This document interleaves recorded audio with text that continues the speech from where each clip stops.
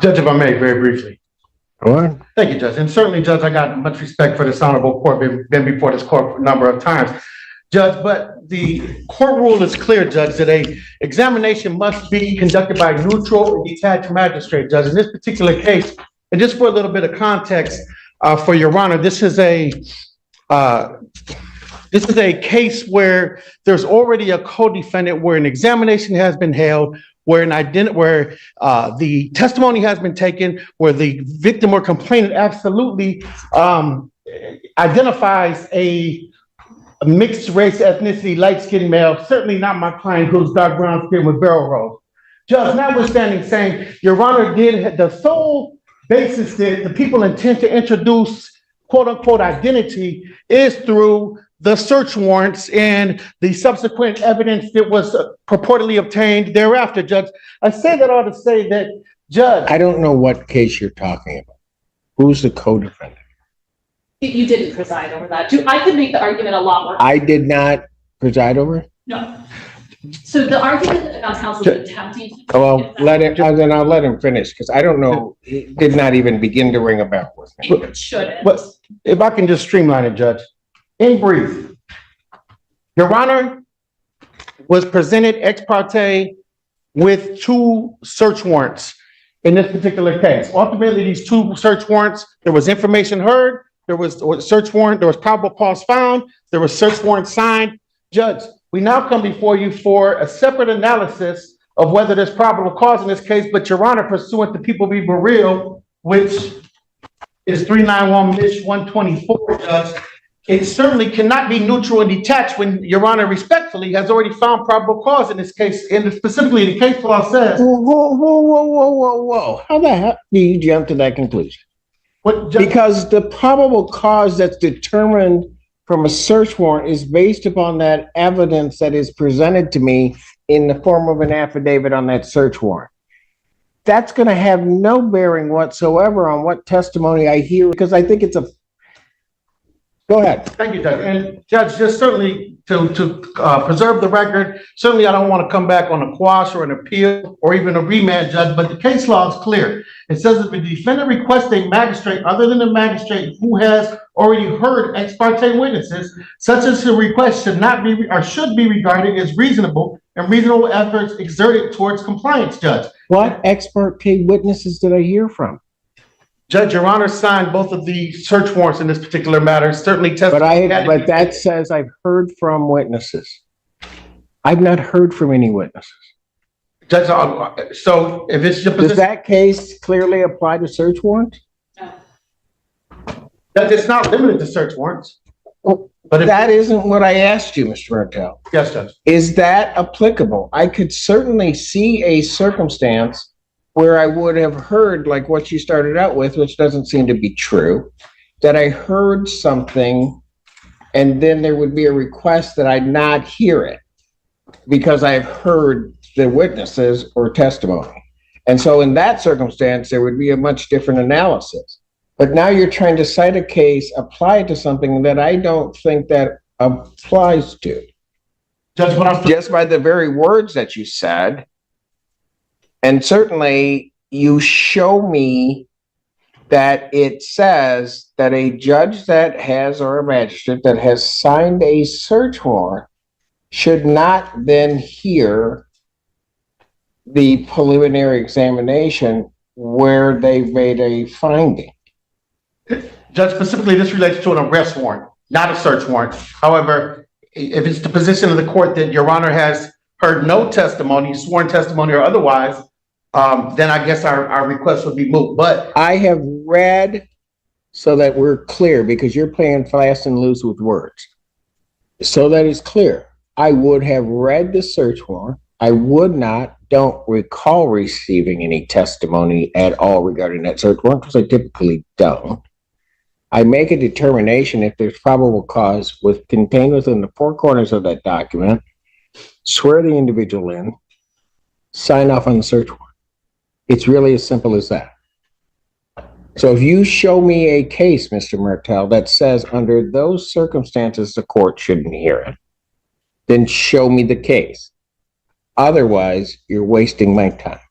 Judge, so acknowledged, I would say that Burrell is applicable, and I would also humbly submit, Judge, that the position of the court that anything outside the four corners of the exam transcript has been analyzed or sworn to, then it would certainly fall. Then you're gonna need to file a motion, so I can, if it doesn't bear out, I can find it frivolous, and I'm going to adjourn this, and then I can sanction.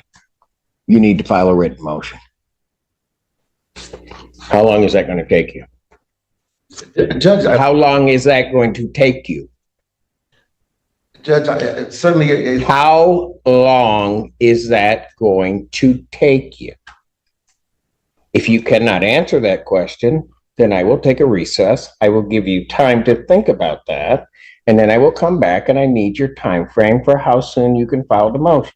In fact, why don't we just do Judge, that? we're prepared to proceed. Why don't we just do that? You can take him back. Court's going to stand in recess. All right. And good afternoon once again, Your Honor. Good afternoon to your fine staff. May it please the most honorable court. Edward Martell, P 85051, on behalf of Darren Dwayne. Please state your name once again for the record. Have a seat. So, Mr. Martell, sir, I just take what people give me. But I'm just going to say this. You lied to me at the very beginning of your argument. I went back, had my staff go back. You said that I held a preliminary examination on the co-defendant. I couldn't recall it, but it's not true. That was an absolute falsehood and misrepresentation to this court. Ms. Hughes then points that out, but I'm still not sure. On the break, I go back, have my staff look it up, which was some doing, but if the case that you're referring to as a co-defendant is Christopher Harrison, that case number for reference is 24F22251, our case number. That is not the circuit court case number. I didn't handle that exam. Judge Barr handled that exam. So your initial argument regarding recusal started with and I hate using the word, but it's true. It started with a lie. Then, Mr. Martell, you continued with your lie regarding the import of the case of People versus Burrell, which you cite one portion of it about a magistrate who takes testimony and does that. And that's why I went through exactly what this court does regarding search warrants. And then you cite a portion of that, and I think intentionally skipped over the first part of that paragraph to mislead this court. And I'll tell you what it says. It says, whereas here, an affidavit presented to a magistrate was in conclusory form, which I'm sure those search warrants were, and did not state any of the underlying or operative fact, and no witnesses were examined, which they weren't, we can perceive no prejudice to the accused in having the magistrate who issued the arrest warrant, which is different, preside at a preliminary examination. If I may. If it's not going to be a lie, go for it. Judge, respectfully, No, you lied to me. okay, if I may, Judge, very briefly, I think the record will reflect it. When I cited or spoke about a preliminary examination, I didn't speak directly as to this court having held it, but it having been previously held. I was not present at that particular examination. However, Judge, certainly I would make no false representations as to who held it or who didn't hold it. I think I just provided that for context. You want me to play it back? Judge, I certainly do not. But You want me to play it back? Judge, I certainly, if Your Honor, some other time wants to, that's fine. No, if you're going to sit up here and tell me you didn't lie to me, you want me to play it back? Judge, then I stand corrected, Judge, but I certainly intend to make no misrepresentations of context. The main argument is what it is. And certainly Your Honor is not barred from presiding over this exam. But again, and I've spoken with my client in the basis of just preserving the record and putting forth this argument, certainly mean no disrespect, harassment, or delay to the people.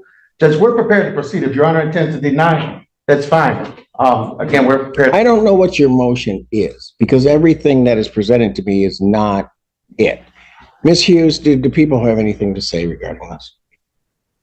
I have quite the record to make regarding the one thing that I absolutely have to say, even though I think this argument is clear and where this situation is headed is clear, but the thing that needs to be abundantly clear, I do have a lot to say about the law and I do have my own cases to cite, but if Your Honor doesn't need those, I'll set that aside. But the thing that needs to be said is the search warrants that Your Honor reviewed are what led to the pertinent testimony today.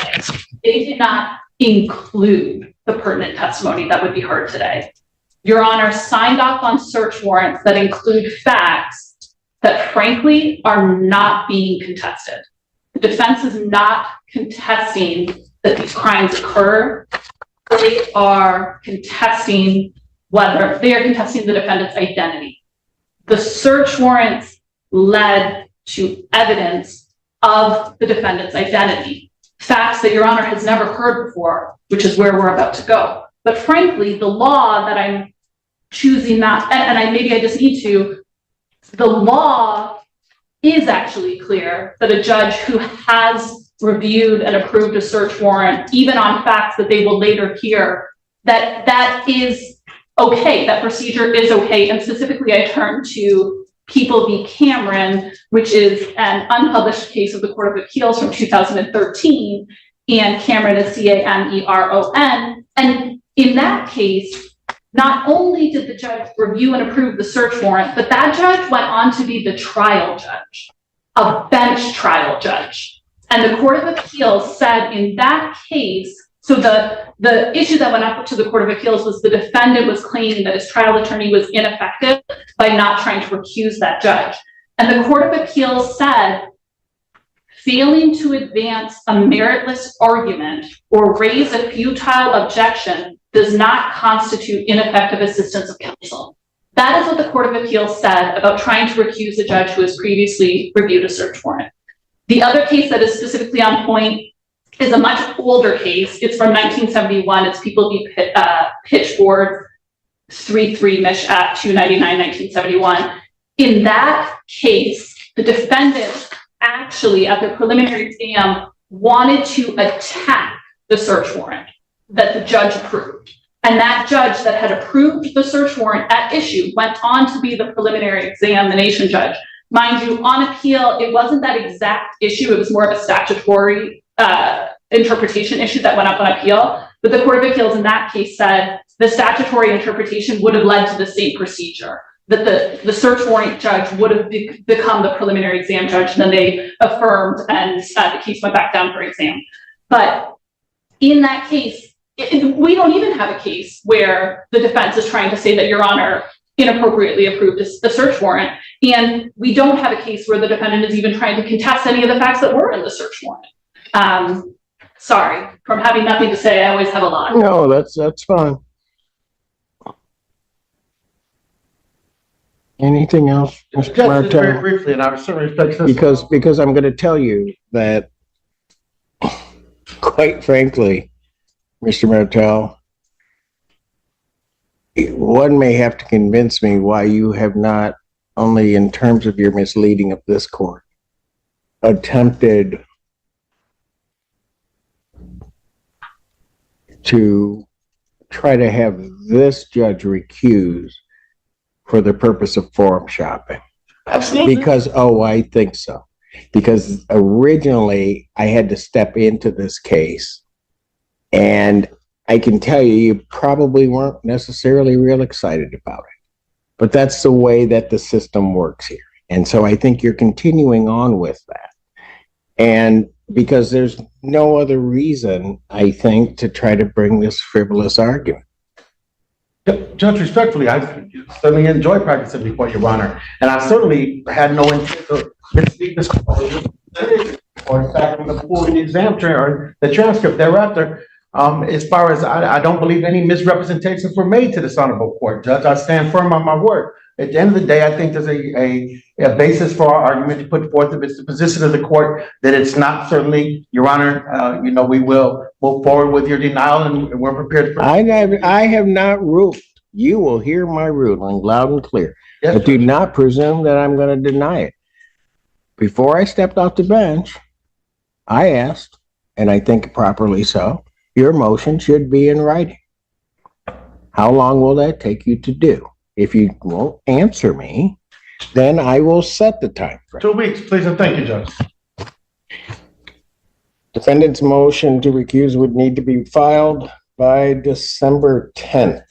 Prosecutor will respond by December 20th. I will hear the motion on December 26th.